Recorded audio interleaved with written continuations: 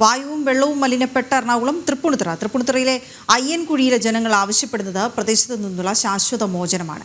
BPCLനും HOCLനും ഇടയിൽ കഴിയുന്ന അയ്യൻകുഴി നിവാസികളെ പ്ലാന്റിൽ നിന്നുള്ള വിഷപ്പുകയും രാസമാലിന്യങ്ങളും നിത്യരോഗികളാക്കുകയാണ്. പ്രദേശവാസികളെ പുനരധിവസിപ്പിക്കണമെന്ന ആവശ്യത്തിന് പൂർണ്ണ പിന്തുണ പ്രഖ്യാപിച്ച് BJPയും രംഗത്തെത്തിയിട്ടുണ്ട്. സുധീഷ് ഗോപാൽ വിവരങ്ങളുമായി ചേരുകയാണ്. സുധീഷ്, വലിയ കഷ്ടത്തിലാണ് ആ പ്രദേശത്തെ ജനങ്ങൾ എന്നാണ് മനസ്സിലാക്കാൻ കഴിയുന്നത്. പക്ഷേ ശാശ്വതമായൊരു പരിഹാരം അവർക്ക് വേണമല്ലോ.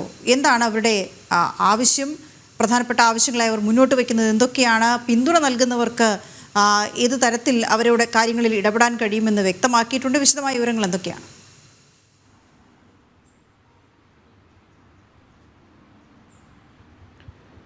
വീണ, ഇത് തൃപ്പൂണിത്തറ അയ്യൻകുഴി പ്രദേശമാണ്. ഇത് BPCLനും HOCLനും നടുവിലുള്ള 9 ഏക്കറിലായി 42 കുടുംബങ്ങളാണ് കഴിയുന്നത്. ഇവരുടെ ഭൂമി ഏറ്റെടുത്താൽ ഇവരവിടുന്ന് ഒഴിഞ്ഞു പോകാൻ തയ്യാറാണ്. അത്തരത്തിൽ അക്വയർ ചെയ്തുകൊണ്ട് അവരെ പുനരധിവസിപ്പിക്കണമെന്നൊരു ആവശ്യത്തിന് വർഷങ്ങളുടെ പഴക്കമുണ്ട്.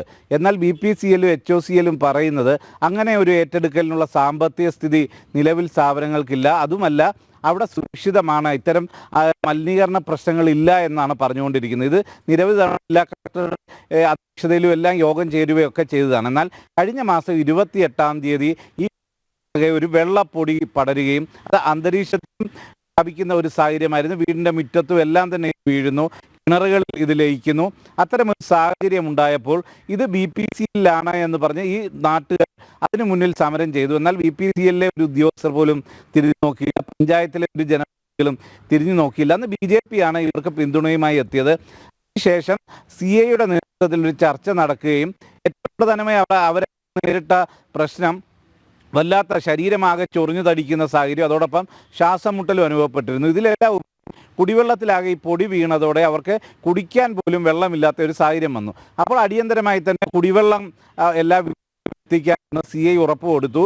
പിറ്റേന്ന് അത്തരത്തിൽ വെള്ളം എത്തിച്ചു. എന്നാൽ ദിവസം മുതൽ വീണ്ടും കുടിക്കാൻ വെള്ളം പോലും ഇല്ലാത്ത രീതി ബുദ്ധിമുട്ടാൻ തുടങ്ങി. വീണ്ടും ഇവർ പ്രതിഷേധവുമായി എത്തുകയും ജില്ലാ കളക്ടറുടെ സാന്നിധ്യത്തിൽ യോഗം ചേരുകയും ചെയ്തു. അതിൻ്റെ അടിസ്ഥാനത്തിൽ മലിനീകരണ നിയന്ത്രണ ബോർഡ് ഒരു സംയുക്ത പരിശോധന നടത്തി. അതായത് BPCLനുള്ളിൽ നിന്നും ഈ ഇത്തരത്തിൽ കണ്ടെത്തിയ കാസ്റ്റിലും അതിനോടൊപ്പം തന്നെ ഈ പ്രദേശത്ത് നിന്ന് കണ്ടെത്തിയ പൊടിയും പരിശോധന നടത്തിയ ഇതിൻ്റെ രണ്ടും രാസഘടന ഒന്നാണെന്നും ഇത്തരത്തിൽ ഈ മലിനീകരണം ഉണ്ടായത് BPCLിലെ തന്നെ മലിനീകരണ നിയന്ത്രണ സംവിധാനത്തിൻ്റെ പോരായ്മകളാണെന്നും മലിനീകരണ നിയന്ത്രണ ബോർഡ് കണ്ടെത്തുകയായിരുന്നു. ഇതിൻ്റെ അടിസ്ഥാനത്തിൽ അവർ കളക്ടർക്ക് ഇത് സംബന്ധിച്ച റിപ്പോർട്ട് കൊടുത്തതോടൊപ്പം ഇപ്പോൾ BPCLന് ഒരാഴ്ചയ്ക്കുള്ളിൽ കാരണം കാണിക്കൽ നോട്ടീസ്, ഷോക്കോസ് നോട്ടീസ് നൽകിയിരിക്കുകയാണ്.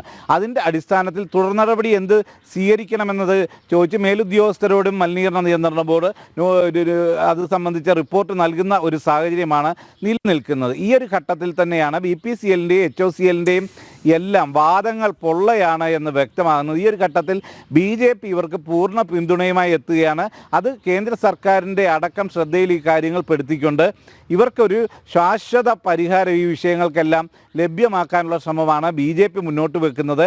ഇവരുടെ സമരങ്ങൾക്കുമെല്ലാം തന്നെ പൂർണ്ണ പിന്തുണയും BJP പ്രഖ്യാപിച്ചുകൊണ്ട് രംഗത്തെത്തിയിട്ടുണ്ട്. അന്നത്തെ സമരത്തിൽ തന്നെ ഉദ്ഘാടനം ചെയ്ത് സംസാരിച്ചത് BJPയുടെ മണ്ഡലം പ്രസിഡന്റായിരുന്നു.